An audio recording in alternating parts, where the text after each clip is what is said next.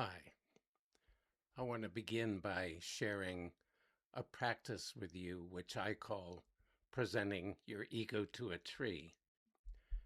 Now, really, it doesn't need to be called that, but I live in the Northeast, I live in Vermont, and there are just a lot of trees around. And so, most of the time when I've done this practice, um, I've called it presenting your ego to a tree.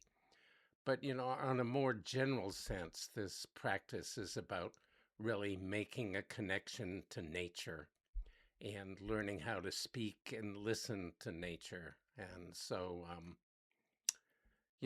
so certainly when I do it in Vermont, I choose trees because, I mean, one can't just say go out and connect with nature, speak to, listen to and speak to nature generally. We have to somewhat narrow it down. So when the start of this ritual, which is present an ego to a tree, I say, walk outside and you walk into the woods, and it starts by finding a tree that speaks to you. Um, so you need to somehow narrow the context. You can't just say, go out and connect with nature. It's like you can't say wander until you find some air or until you feel some gravity because it's everywhere. So, anyway, uh, but I did this exercise, which I do call presenting your ego to a tree. Um, I first learned this in Mexico in 1996 when I was there for 3 weeks of workshops based on the book The Teachings of Don Carlos, Practical Applications of the Work of Carlos Castaneda. So, and when I was there, I just happened to be in a thick forest on the side of a volcano called Popocatépetl, and it was outside of Mexico City. And so, yeah, I've certainly shared this practice in other environments.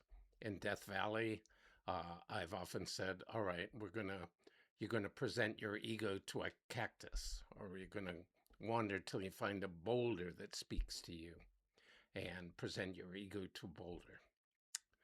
So anyway, generally, I want to say that this particular exercise is often fun as well as revealing. So I'm going to mostly use the examples of trees, but you can imagine doing it in other environments. So it begins by having the participants wander outside, wander individually until they find a tree that, quote, speaks to them, a tree they feel a connection to in some way. And as I said, over the years, leading vision quests and workshops, a big part of that is helping people learn to listen and hear nature speaking. That's always been a part of the process. So, using again the examples of trees, when someone goes out, wanders in the woods, and finds their tree, the person then stands back a few feet from its trunk and proceeds for at least 5 minutes to present his or her ego to the tree. And this must be done powerfully and energetically. And it should take the full 5 minutes, no matter how it feels. And once someone has presented his or her ego to the tree, the person stops, remains silent for 15 or 20 seconds, and then asks the tree, is there anything you'd like to say to me about all of this? So, just backing up a little bit, I want to speak about presenting your ego. What does that mean? In simple terms, you could say that your ego is what you do to get attention from people. It's your shtick, so to speak. And in one sense, it's the face we habitually show to the world, thinking it will get us some kind of response that we want. For example, one person's shtick might be, look how smart and funny I am. Perhaps he or she was good in school and then learned to make everyone laugh so that their classmates wouldn't envy or resent them. And it worked so well that people continue to do it in some form to this day. But another person's ego or shtick might be letting everyone know how tough or competent or sensitive he or she is. But one shtick does not have to be positive. There's a version of this which is something like, let me tell you what a difficult life I've had. And that's used by a lot of people today, a sort of playing victim to gain sympathy, to avoid becoming responsible for one's condition, to avoid having to make choices, etc. So as you can see, you can, whatever your shtick is, once you recognize it and you've come to your tree, you must speak aloud for at least 5 minutes, telling the tree what a tough life you've had, or how persevering, tough, smart, or funny you are.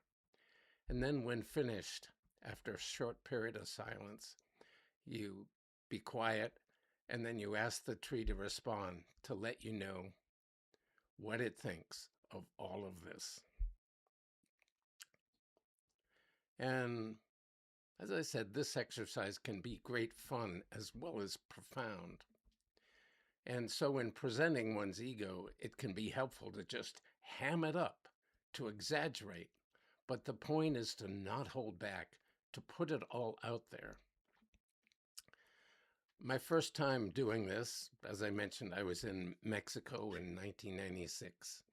And in this forest halfway up this large volcano. And I was drawn to a large Engelmann spruce that rose about 150 feet into the sky.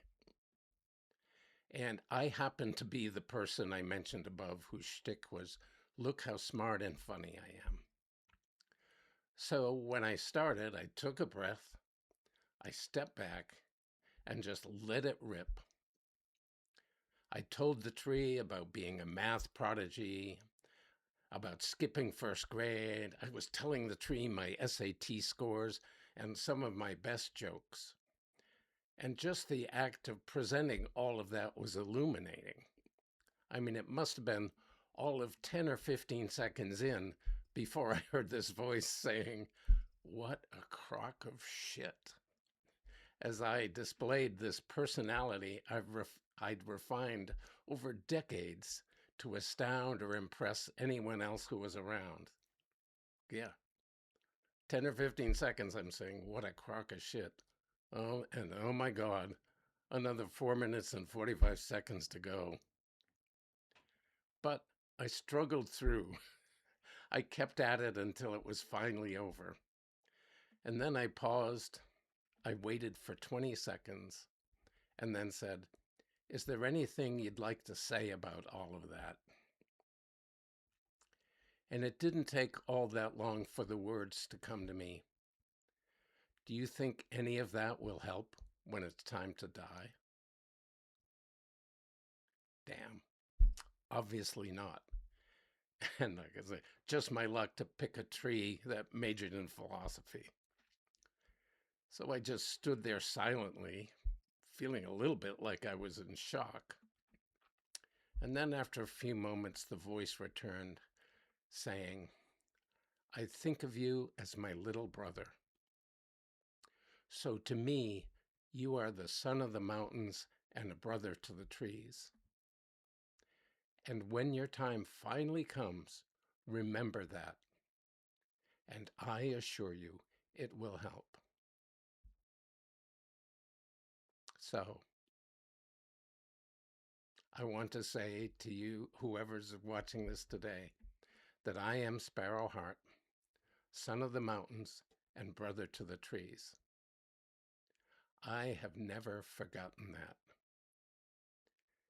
And it has helped me every day of my life. Oh,